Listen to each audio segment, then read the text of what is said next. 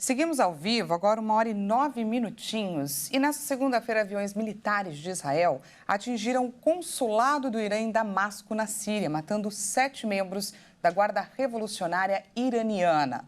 Um episódio que parece ter elevado ainda mais atenção sobre a possibilidade da extensão do conflito pelo Oriente Médio, uma guerra para além da faixa de Gaza. Para falar sobre o que representa a entrada do Irã e a proporção que esse agente teria no conflito, exploramos esse tema na nossa entrevista de hoje.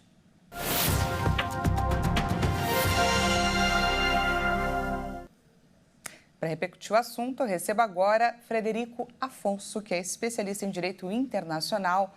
Boa tarde, seja muito bem-vindo, doutor. Boa tarde, Daniela. Boa tarde à nossa audiência. Vamos lá. Primeiro, nos explique o que é o Irã, qual a sua potência e importância com relação à ajuda, financiamento e também treinamento de grupos extremistas como o próprio Hamas, o Hezbollah e os Houthis do Iêmen. O Irã é uma potência nuclear, o Irã é um grande problema ali no Oriente Médio, em termos de ameaça, desde os idos de 2000.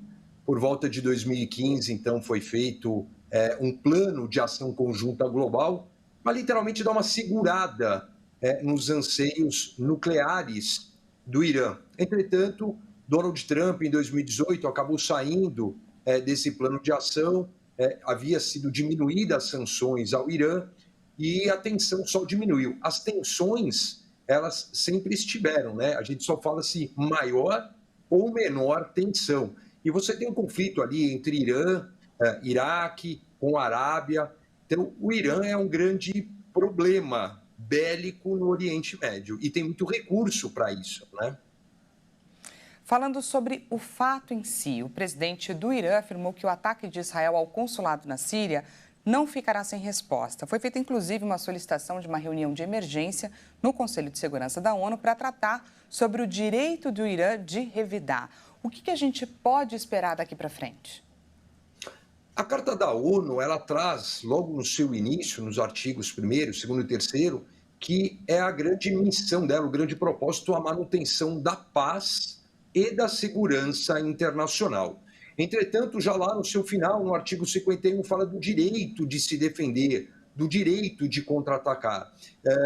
O Irã tem uma missão permanente dentro da ONU e essa missão permanente comunicou ao Conselho de Segurança que vai contra-atacar, né? Não há um pedido de autorização. Duvido muito que o Conselho de Segurança se reuniria e autorizaria o que já está escrito, que é o direito de contra-atacar. E há uma grande discussão, né? Se o prédio era de fato do consulado, se era um prédio em anexo ao consulado, mas de toda forma era um prédio que, segundo as informações, estava sendo utilizado como uma base da Guarda Revolucionária numa reunião secreta, que aparentemente então não era tão secreta, porque o ataque foi cirúrgico. Só aumenta, Daniela, as tensões no local. Indo ainda mais além, mais dentro desses fatos, o ministro das Relações Exteriores do Irã, ele chegou a responsabilizar os Estados Unidos pelo ataque. Os comentários do dito como principal diplomata podem vir a traçar um conflito direto entre Teherã e Washington ou ainda é muito cedo? Daniela, a gente vive hoje muito uma guerra de narrativa em todos os cenários que a gente imaginar do mundo, não só de guerra, político, social. Eu acredito que seja muito mais uma questão de narrativa. É muito fácil sempre você apontar para os dois eixos, né? Os antigos eixos que a gente falava, o eixo americano e o extinto hoje eixo da União Soviética. Então, esses dois polos sempre mantiveram, né? Vamos chamar assim, essas costas largas, né? Apontar aos Estados Unidos a responsabilidade por ter algum tipo de ajuda bélica a Israel é uma narrativa, é uma guerra de narrativa. Não acredito num conflito, até porque o Irã sairia perdendo e feio num eventual conflito direto. Tá certo, então conversamos com o especialista em Direito Internacional, Frederico Afonso. Muito obrigada pela sua participação aqui no nosso espaço. Obrigado, Daniela. Até mais.